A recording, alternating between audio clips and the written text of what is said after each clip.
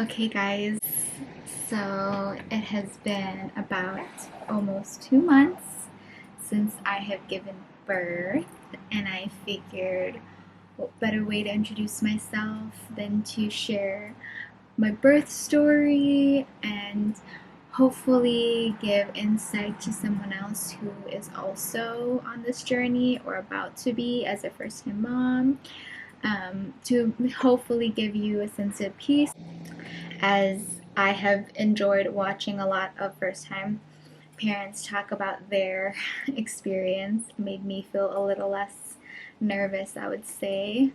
So let's bring it back to July 28th, 2025. This was the night that I went into labor. I was 38 weeks and 3 days in. I was 38 weeks and 3 days in, and I remember that morning I felt some sort of pressure, and I knew that it was different from how I felt in the other days that felt like that too. It was a little more intense, but very mild at the same time. It felt like starting to get your period. I felt a little crampy and just swollen. I remember looking at my face and I was like, I definitely look more swollen than normal. Like, I normally don't look like this. And so I just remember telling myself, okay, like, be prepared if it's going to be today because anything goes at this point. So that morning, I remember I had vlogged. I'm pretty sure I have some vlogs I can insert of me waking up, me being like, okay, something's up. Me documenting, like, timing my contractions as if there were any that were that far apart. If I could go back and tell myself one piece of advice at that time, it would be to drop it. Don't time anything if it's not consistent and growing in intensity, because anything less than that is just going to drive you insane. Go enjoy your day. Go lay out. Go do something. Go take your mind off. Because if I could just have saved myself all that, it wasn't even worrying, but it was just like too much anticipation for no reason, I would have been better off. So then that happened in the morning, and then I ended up doing errands. I was home alone. It was a normal Monday that neither one of me or my husband were expecting to have anything go on. So I went to the grocery store, I went to Whole Foods. I was like, you know what? Let me just stock up on some snacks because you never know, we might need this for hospital snacks. And so I did. And then after my grocery trip, when I got home, I started to feel crampy again. So then I filmed it again. I was like, you know what, if this is it, like, I want to just capture the moment. So I made sure to just document me being on a exercise ball. I still remember the way I felt. I was just like this is it. Like, this might really be it. But then it dissipated, and I ended up taking a nap. And I was like, you know what? It might just be in my head. Like, I'm sure I'm dilating very, very slowly. I had never done any cervical checks up to that point, none at all, mind you. So I was like, okay, like, let's not get ahead of ourselves. Let's just enjoy the day. Like, drop it, Again, you're going to do these mental gymnastics with yourself until you're finally in labor. So you might as well just let it go and just enjoy your day. And so I took a nap, and then I remember being very, very sweet and in a good mood. So I told my husband, I was like, hey, I don't know how many days we'll have with just the two of us left. So let's go outside after, maybe go on a date. He finished work around like 3:30, and it was a gloomy day. It was kind of rainy. I live on like the mountainside of the island, so we're near this stream where you can go and swim, but it's like fresh water and it's really cold, and even more so when it's rainy, and it's very slippery. The rocks are kind of wet, and we went anyway. Mind you, I am literally like about to pop. I can even insert a picture of what I looked like that day. Call me crazy for literally trekking through slippery rocks because that could have ended badly, but again, we did it anyway. And I remember him looking at me and asking me, he's like, wow, you look in his own words, "You look very pregnant." And I was like, "I know, I do feel very pregnant." And I just remember thinking nothing of it. We had a great time. He was in a great mood, and we went home. And I took a shower, and again, just feeling pretty normal. But before I took a shower, I was in my suit, and I remember to take a picture because I was like, I just feel so heavy today, and my stomach and my belly just feels so low today. So I just took a picture, and after I was done showering, I was getting ready for him to cook dinner, and we put on Happy Gilmore 2. We were just watching movies, and I went to use the bathroom, and next thing you know, I hear a pop, and it sounds like a bone popping, or like out of place, kind of like that kind of feeling, but loud enough for me to hear it. And I'm like in the toilet, so I couldn't tell if there was any kind of like fluid that gush or whatever. Very TMI, by the way. And so I felt it, and immediately all I felt was pressure and instant cramping, and not just like mild cramping. It was like I had been in my period, and it was like day one, and it was intense. And I have intense periods, so if you're the same, or maybe if you even have, I want to say people who have endometriosis tend to have really, really aggressive period pain and cramping. That could be similar to what I felt. So I remember calling for him, and I was like, Sean, you need to get here right now because this is not the same as what I normally feel. And I can just remember the look on his face. He was literally like, right now? He's like, I'm making dinner right now. And I'm like, yeah, right now.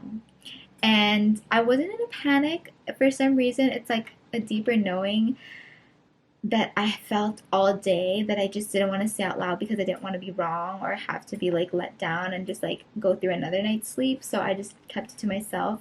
But he was definitely shocked because, again, I didn't mention anything. He thought it was just an ordinary night. He was just cooking dinner. He had just like finished putting something in the crock pot and literally breaking the seal as I was calling for him. So he couldn't even hear me in the bathroom.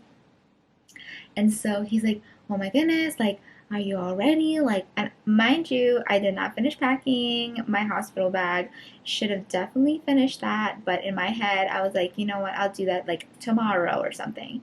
And it was just the funniest thing ever because literally I was like, I should have finished packing. But typical us, we are never the type to be locked in and ready. So we hung out for a little bit. I was like, I'm not entirely sure, but I know this is it. So I call labor and delivery, and I was like explaining to them what just had happened, and they were like, okay, well, it sounds like you might need to come in, so head this way. And by then, it was a little bit shy of 9 p.m. And the main doors to the hospital close at 8, so you have to go through the ER if you're gonna go to labor and delivery. So I was like, do I need a rush or do I have some time? And she was like, oh, you can take a shower, you can do all the things, like, don't worry about it. And I was like, perfect. I had just gotten out of the shower. I was like, I am gonna give myself the best blowout ever. I'm gonna go put on some makeup because God knows when is the next time that's gonna happen. If this is gonna ramp up and go, full speed ahead. And I felt fine. I felt fine. It came in waves, just as what I had looked at and watched of people saying that that's how labor goes. Because to be honest, before even getting pregnant, I had no idea. Like, I didn't know what the actual labor process looked like. And when someone had mentioned in a video that it's a wave, like there's going to be times where you get a rest, that was reassuring to me because I was like, how do I endure this? Because I wanted to go natural. How do I endure this if it's going to be this constant pain? I just cannot imagine.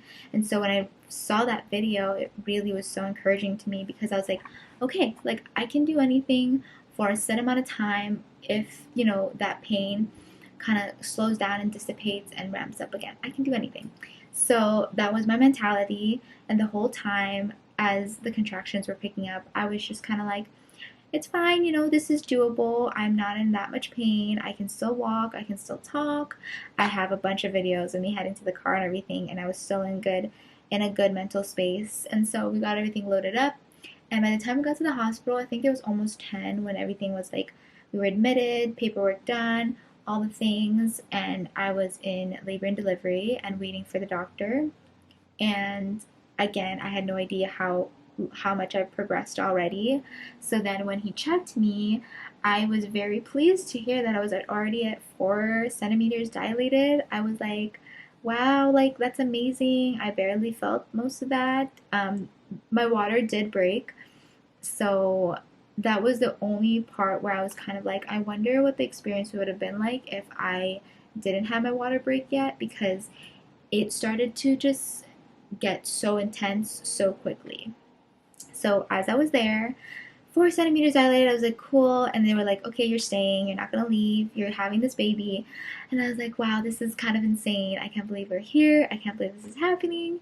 Um, so they let me stay. And I believe a couple hours goes by. The next check that I had was at 2 a.m. So I got admitted at 10. My next check in was at 2 a.m.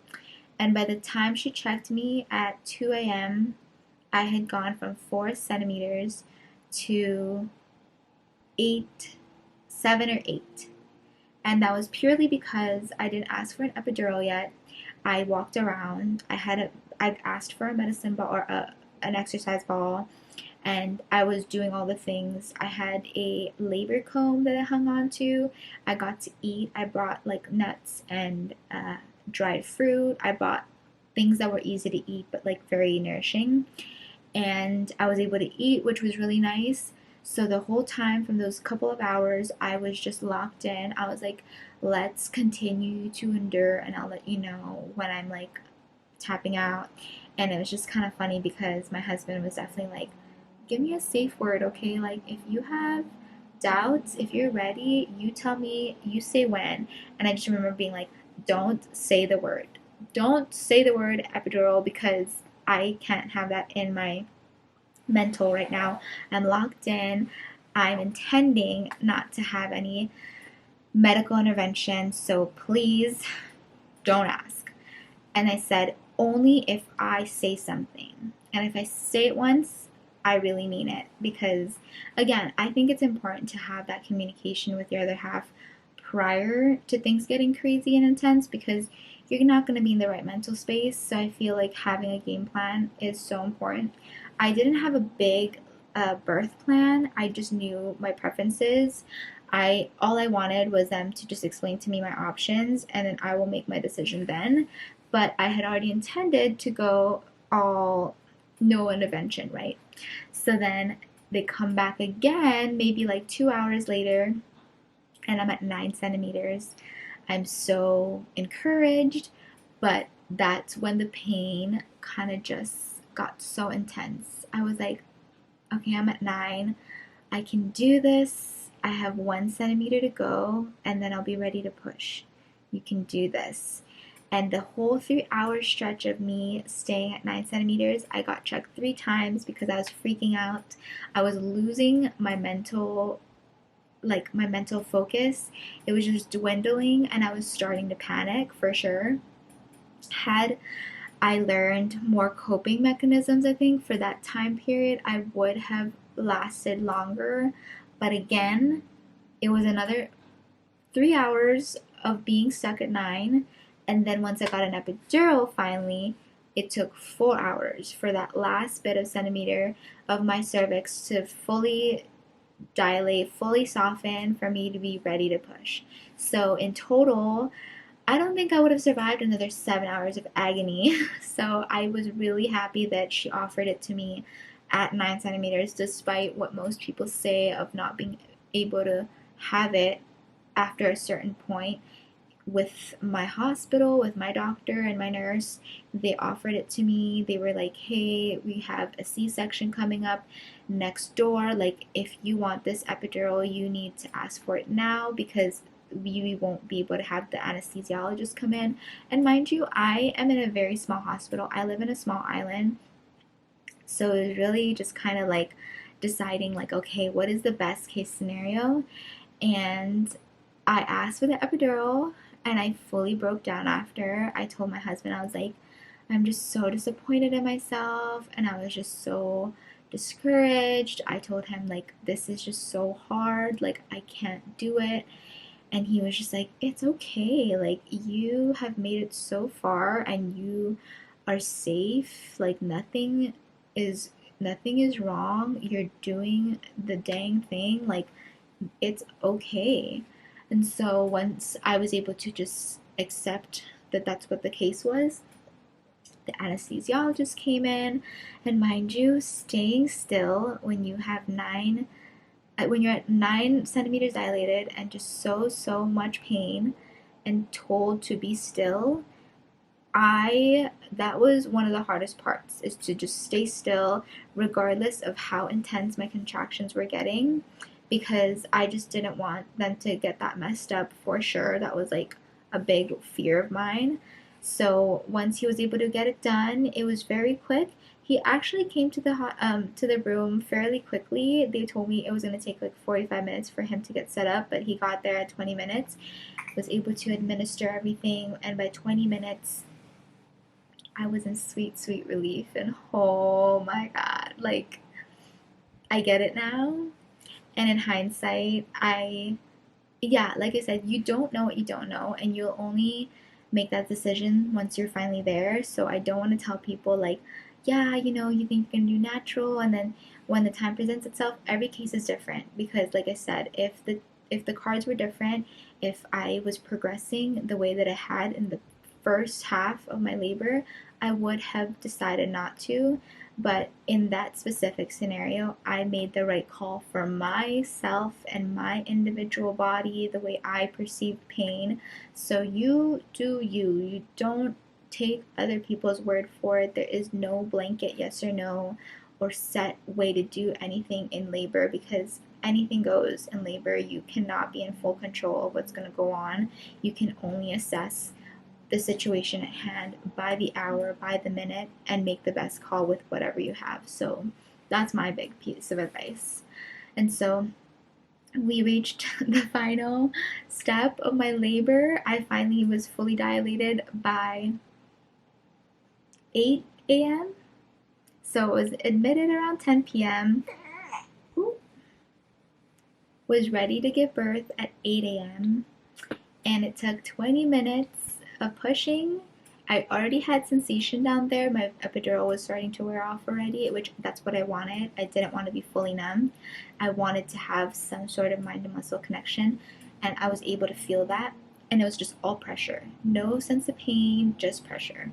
And it's still uncomfortable pressure, mind you, because you literally feel like you need to take a shit the whole time. Like, that, be prepared. And just know you will take a shit. Who cares? Because that was my fear. I was like, I'm so embarrassed by that. But again, this is what they do. They do this all day long. And that's like the least of their worries. So don't even trip over it. So that happened. And yeah, in 20 minutes, she was here. And it was literally the most amazing experience. I don't think you can wrap into words what that moment feels like. It feels like relief, not even just like physically because the pain has officially ended, but it's like a mental relief of like the past 9 to 10 months worth of every bit of discomfort and pain and mental hurdles. It feels like that is all completed because now they're here. It feels like completion. That's what it feels like. So I can always remember the way I felt physically, but also like mentally and emotionally, and it just overcomes you. It overcomes you, the person you're with in your room, and it's just the most like wonderful, joyous like feeling when everything is okay. And so that's all you can really hope for. That was my only hope, really. You can have a full on birth plan and everything, but at the end of the day, to me, the only thing I wanted was to just bring a baby who was healthy and stable and not in any distress, and the same for myself. I wanted to be coherent. I didn't want to feel traumatized. I didn't want to feel loopy and not present. So again, the epidural was 100% worth it to me to come home with an experience like this. The trade-off is worth it to me. And then um, yeah, she was able to be born. I got to have that full hour with her. They did all the checks inside the room. I didn't really have to, send a preference for any of those things. They kind of just, that was already standard. I stayed in the hospital overnight and then left the next day. I know some people choose to be there longer. Personally, I was not that. I was like, I just want to be in my own home, and that would make me feel a lot better. My epidural wore off kind of like maybe 6 hours post labor. I was able to walk fully. I did tear, but it wasn't too bad. It was fully healed within like a week. Not fully healed, but like the stitches were dissolved and all good by a week. So again, I had a fairly simple, straightforward, and safe delivery, and I'm so thankful because it has made my postpartum journey so much easier, and now we're here. So I hope that I enlightened anybody who is nervous for their delivery and labor coming up, and I wish you the best. Motherhood's amazing and humbling, and it's all the things, but again, it's all the things that you make it to be. And I hope that you have a safe delivery and that you get to be on the other side and share your story too. I hope to catch you guys in the next video, and I'll talk to you soon.